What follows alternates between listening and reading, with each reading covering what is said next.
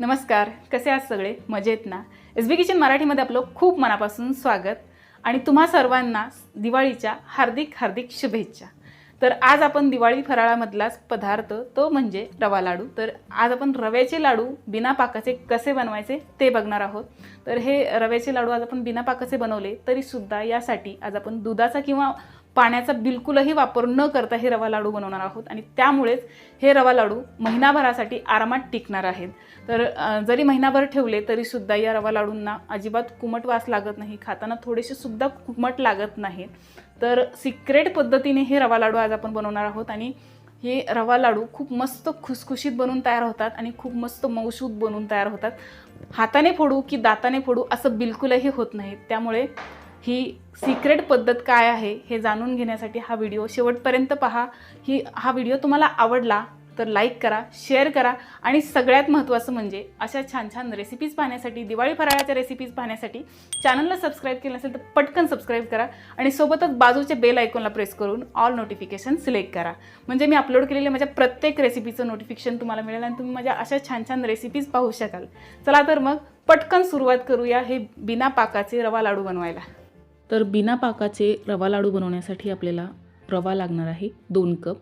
तर अर्धा किलो रवा घेतलेला आहे आणि साखर घेतलेली आहे 1 कप गच्च भरून. वजनी प्रमाणामध्ये 300 ग्रॅम साखर आहे आणि हे तूप घेतलेलं आहे. तर तूप बिना वितळता घेतलेलं आहे, म्हणजेच हे तूप आपण असंच घेतलेलं आहे रूम टेम्परेचरवर.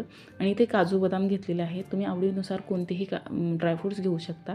आणि तुपाचं वजनी प्रमाण म्हणायला गेलं तर 150 ते 160 ग्रॅम तूप आहे. तर अर्धा कप आपण तूप घेतलेलं आहे आणि साखरेमध्येच वेलची पावडर कुटून घेतलेली आहे, त्यामुळे 1 चमचा घेतलेली आहे. तर आता आपण ही साखर दळून घेऊया. तर मिक्सरला आपण जेव्हा साखर लागते, पिठी साखर लागते, तेव्हा आपण ही साखर दळून घेतली की या पिठी साखरेमध्ये गुठळ्यासुद्धा नसतात, गाठी नसतात आणि ह्या पिठी साखरेचा वास येत नाही. ताजी ताजी पिठी साखर आपल्याला मिळते. तर असं पिठी साखर वाटून घेतली. आता आपण हा रवा भाजून घेऊया. तर आपल्याला जाड बुडाची कढई घ्यायची आहे, म्हणजेच या जाड बुडाच्या कढईमध्ये व्यवस्थित रवा भाजला जातो, करपत नाही आणि करकरीत लागत नाही. तर घेतलेल्या तुपापैकी मी इथे अर्ध तूप घेतलेलं आहे आणि यामध्ये आपल्याला हा रवा घालायचा आहे. तर हा रवा आपण या तुपामध्ये घालून घेणार आहोत आणि मंद गॅसवरती 2 ते 3 मिनटं हा रवा व्यवस्थित आपल्याला भाजून घ्यायचा आहे. तर थोडासा वेळ लागतो, पण हा रवा व्यवस्थित भाजला जातो, करपत नाही किंवा मग करकरीत लागत नाही. गॅस मोठा करू नये, त्यामुळे रवा करपतो आणि करकरीत लागतो. कुठे भाजला जातो तर कुठे भाजला जात नाही. त्यामुळे या गॅसची फ्लेम आपण वाढवणार नाही आहे, अजिबात वाढवायची नाही, कमीच ठेवायची आहे. सुरुवातीला 2-3 मिनटं आपण हा रवा असाच भाजून घेतलेल्या तुपामध्येच आणि आता सगळं तूप यामध्ये घातलेलं आहे. तर सगळं तूप आपण घालून हा रवा चांगला भाजून घेणार आहोत. तर तुम्ही बघू शकताय रव्याचा थोडा थोडा रंग चेंज होऊ लागला आहे आणि रव्याचा सुगंधसुद्धा सुटू लागला आहे.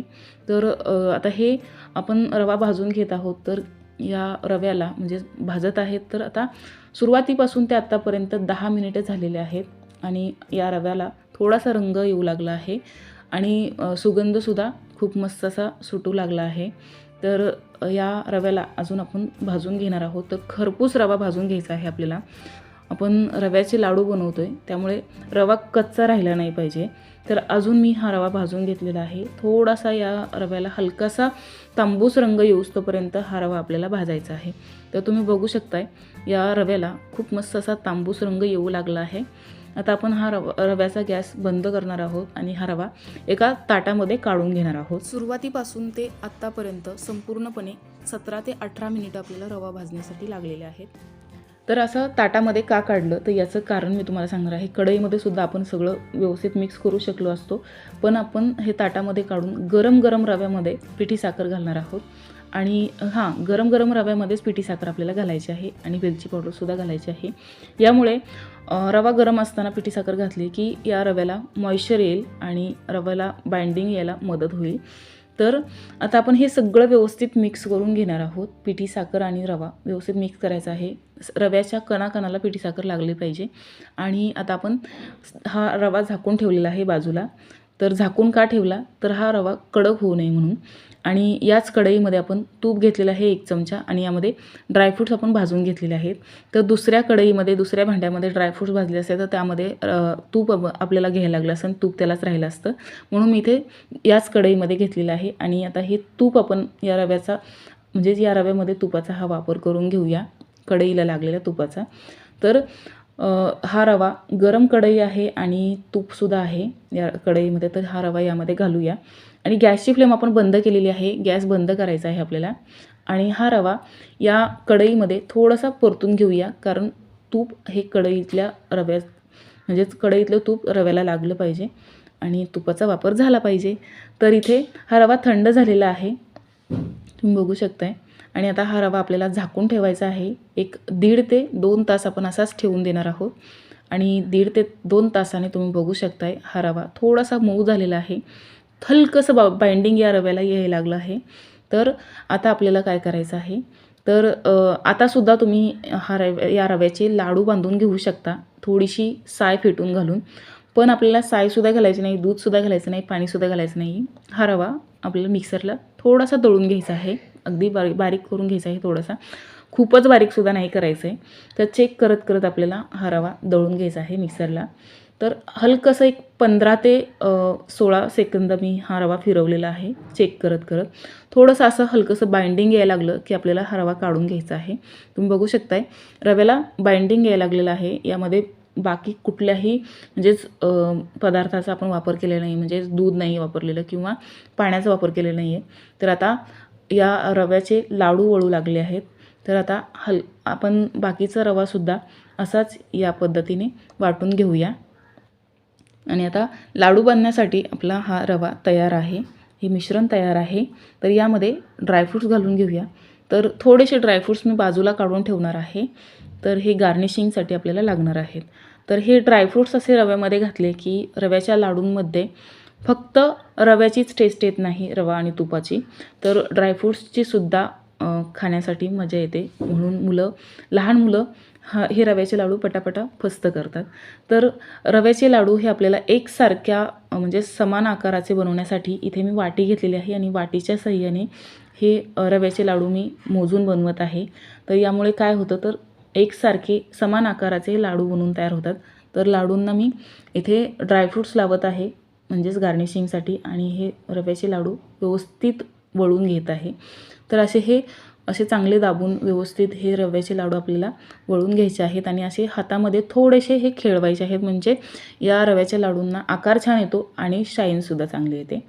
तर तुम्ही बघू शकता इथे आपला पहिला रवा लाडू बनवून तयार झाला आहे, बिना पाकाचा रवाचा लाडू बनवून तयार झाला आहे. तर आता आपण बाकीचे लाडूसुद्धा याच पद्धतीने तयार करून घेऊया. तर हे बिना पाकाचे, बिना दूध किंवा बिना पाणीचा वापर करता आपण हे रव्याचे लाडू बनवलेले आहेत. तुम्ही बघू शकताय खूपच मस्त हे रव्याचे लाडू बनलेले आहेत आणि खूप मस्त या रव्याच्या लाडूंना आकारसुद्धा आलेला आहे. तुम्ही बघू शकताय खूपच मस्त दिसत आहे दिसायला. तर तुम्हाला एक लाडू मी इथे तोडून दाखवत आहे, मला तोडू वाटत नाही आहे बनवलेला लाडू, तर तुम्हाला इथे तोडून दाखवत आहे. तुम्ही बघू शकताय खूपच मस्त टेक्स्चरसुद्धा आलेलं आहे या रव्याला, म्हणजेच रव्याच्या लाडूंना. तर अगदी पीठसुद्धा करायचं नाही आहे या रव्याचं मिक्सरला आपण वाटताना. तर या दिवाळीला तुम्हीसुद्धा असे हे लाडू नक्की बनवून पहा. तर इथे आपले बिना पाकाचे हे रव्याचे लाडू बनवून तयार झाले. खूप मस्त मऊसूद आणि खुसखुशीत असे हे लाडू बनवून तयार होतात. बिना पाकाचे आहेत. या लाडूंमध्ये आज आपण बाइंडिंग येण्यासाठी दूध किंवा पाण्याचा बिलकुलही वापर केलेला नाही आहे, त्यामुळे हे लाडू महिनाभरासाठी आरामात टिकतात. आणि हे लाडू खाताना हाताने तोडू की दाताने तोडू असं बिलकुलही होत नाही, कारण हे लाडू तोंडात टाकताच विरघळतात. एवढे मऊसूद हे लाडू बनवून तयार होतात, खुसखुशीत बनतात आणि ह्या लाडूंना चव तर अप्रतिम अशी येते आणि हे लाडू खूपच मस्त बनवून तयार होतात. या लाडूंमध्ये आज आपण ड्रायफ्रूट्ससुद्धा घातलेले आहेत, फक्त रव्याची टेस्ट येऊ नये म्हणून ह्या ड्रायफ्रूट्स घालून असे हे लाडू बनवले की पटकन संपतात सुद्धा. तर ही रेसिपी तुम्ही नक्की ट्राय करा आणि ही रेसिपी तुम्हाला कशी वाटली हे कमेंट करून नक्की सांगा. ही रेसिपी तुम्हाला आवडली असेल तर लाईक करायला विसरू नका आणि ही रेसिपी जास्तीत जास्त शेअर करा. आणि अशा छान छान रेसिपीज पाहण्यासाठी चॅनलला सबस्क्राईब केलं नसेल तर पटकन सबस्क्राईब करा. सोबतच बाजूच्या बेल आयकॉनला प्रेस करून ऑल नोटिफिकेशन सिलेक्ट करा. चला तर मग हे बिना पाकाचे रव्याचे लाडू बनवून तयार झाले. तर भेटूया पुन्हा एकदा अशा छानशा रेसिपीसोबत. तोपर्यंत धन्यवाद.